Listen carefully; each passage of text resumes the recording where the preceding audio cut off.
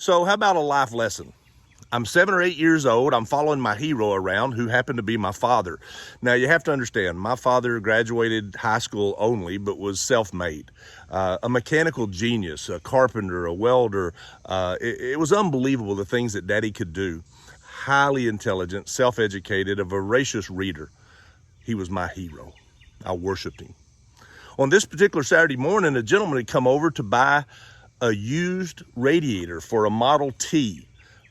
You see, one of Dad's hobbies is he restored Ford Model Ts and Model As, and he would sell them, or sometimes he'd trade parts. Well, this fella, he needed a radiator.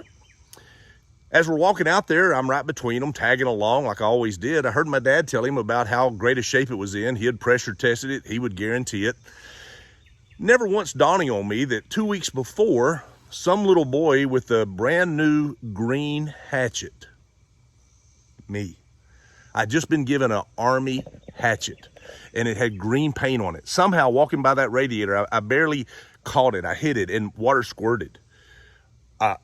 I liked it, so I hit it again, and water shot out. I kept hitting that radiator, chopping into this $300-400 item. This is back in the 70s. That was some serious money. And then I come to my senses. Oh, my Lord, what have I done?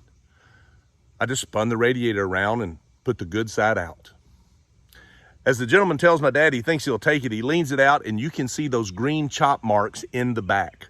I might as well just wrote a note and said, Dad, I did this. It was so obvious. My father looks down with a twinge of anger and a lot of surprise, and he says, Son, did you do that?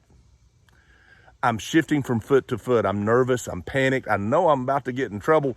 So I did what most 7 or 8 year old boys would do. I lied. I said, no, Daddy, not me. I didn't do that. Friends, I saw the most disappointed look I've ever seen in my life. My father just kind of hung his head.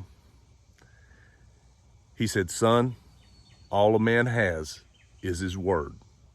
He turned to the gentleman and apologized. As they were walking off, I stood there in shock.